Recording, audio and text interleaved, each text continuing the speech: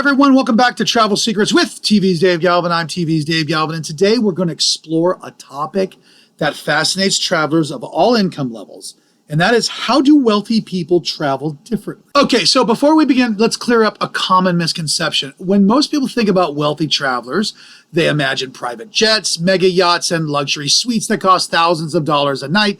While those things do exist, they're not really what separates the affluent travelers from pretty much anyone else. The biggest difference isn't necessarily how much money they spend, it's how they think about travel.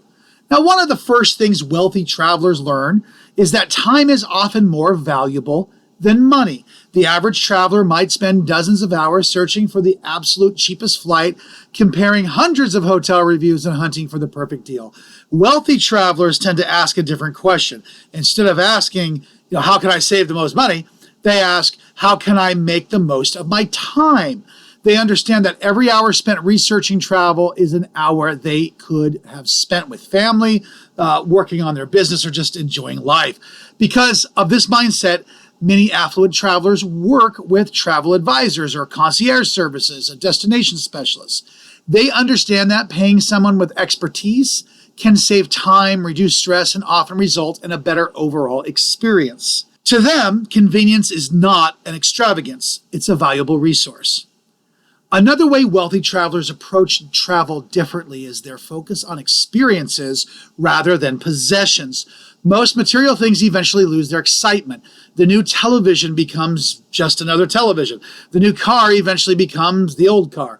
But travel memories tend to become more valuable over time. People remember watching sunsets over Santorini and seeing glaciers in Alaska, exploring ancient ruins in Rome, or sharing an unforgettable meal with loved ones in a small Italian village. Those experiences often become the stories that families will tell for years, and they become treasured memories that are revisited over again and again. Most successful people recognize this, which is why they often prioritize spending money on experiences rather than accumulating more and more things. Another major difference is that wealthy travelers are often willing to pay for convenience. This doesn't always mean extravagant luxury. Sometimes it means booking a nonstop flight instead of enduring all the layovers. Sometimes it means staying at a hotel that's closer to the attractions that they want to visit. Other times it means arranging airport transfers in advance or having someone handle logistics on their behalf. What's interesting is that most of these decisions aren't about impressing anybody. They're about reducing friction. Wealthy travelers understand that vacations are supposed to reduce stress, not create more of it.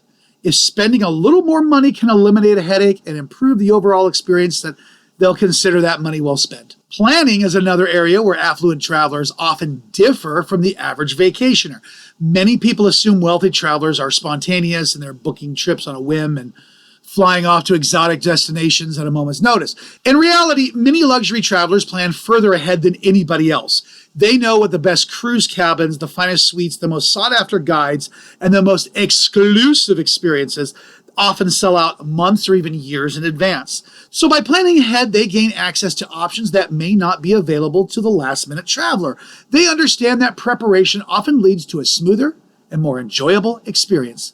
The irony is that careful planning often creates the freedom people associate with luxury travel. One of the most surprising habits of wealthy travelers is their tendency to slow down. Many vacationers try to see everything in just one trip. They rush from city to city, attraction to attraction, trying to check as many items off that list as possible.